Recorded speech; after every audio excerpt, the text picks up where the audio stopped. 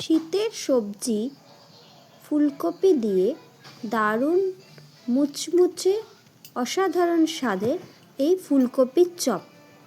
আসুন দেখে নেওয়া যাক আমার এই রেসিপিটি।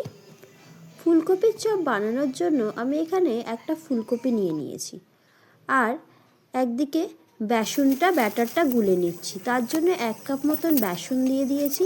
তাতে হলুদ গুঁড়ো, লঙ্কার গুঁড়ো, কাশ্মীরি লঙ্কার গুঁড়ো, স্বাদ অনুযায়ী নুন, বেকিং সোডা, চিনি দিয়ে ভালো করে মিশিয়ে জল দিয়ে মেখে রেস্টে রেখে দেব।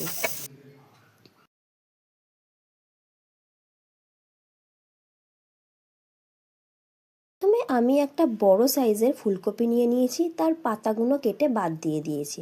দিয়ে ছুরির সাহায্যে কপিগুলোকে ছোট ছোট টুকরো করে কেটে নিয়েছি। নিয়ে এবারে একটা ভালো করে আগে ধুয়ে নিয়েছি সমস্ত কপিগুলোকে। দিয়ে জল ঝরিয়ে নিয়ে একটা গ্রেটারের সাহায্যে ফুলকপির ফুলগুলোকে ভালো করে গ্রেট করে নিচ্ছি। এইভাবে আমার ফুলকপি সব গ্রেট করা হয়ে গেছে।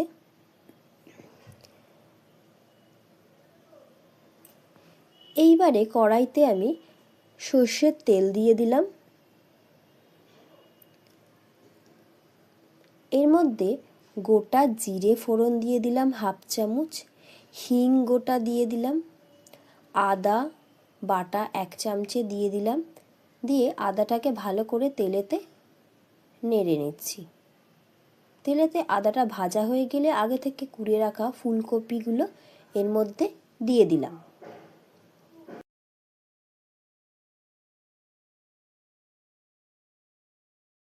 এক চামচ দিয়ে দিলাম জিরে গুঁড়ো, 1 চামচ ধনে গুঁড়ো, 1 চামচ,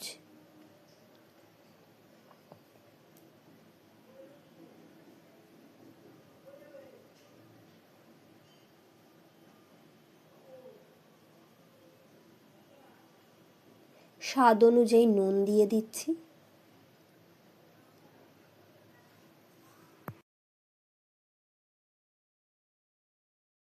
আমি এখানে 1 চামচ হলুদ গুঁড়ো দিয়েছি। হলুদ গুঁড়োটা বেশি দিয়েছি এই কারণে ফুলকপিটা আমার অনেকটা রয়েছে, তাহলে একটু হলুদ বেশি দিলে হলুদ হলুদ দেখতে হবে। ভালো করে মিশিয়ে নিচ্ছি।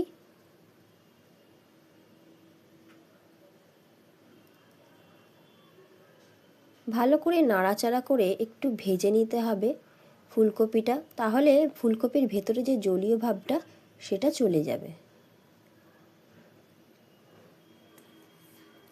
স্বাদ অনুযায়ী চিনি দিয়ে দিচ্ছি। 1 চামচ চাট মশলা দিয়ে দিলাম। কাঁচা লঙ্কা কুচি করে দিয়ে দিচ্ছি। আবারও ভালো করে সমস্ত উপকরণগুলো মিশিয়ে নিচ্ছি। শেষে একটু কসুরি মেথি দিয়ে দিলাম। পুরের মধ্যে আমার ধনেপাতা বাটা ছিল, তাই 1 চামচ মতন ধনেপাতা বাটা দিয়ে ভালো করে আমি দুটো আলুকে সিদ্ধ করে রেখেছি, আলু দুটো এই পুরের সাথে মিশিয়ে নেব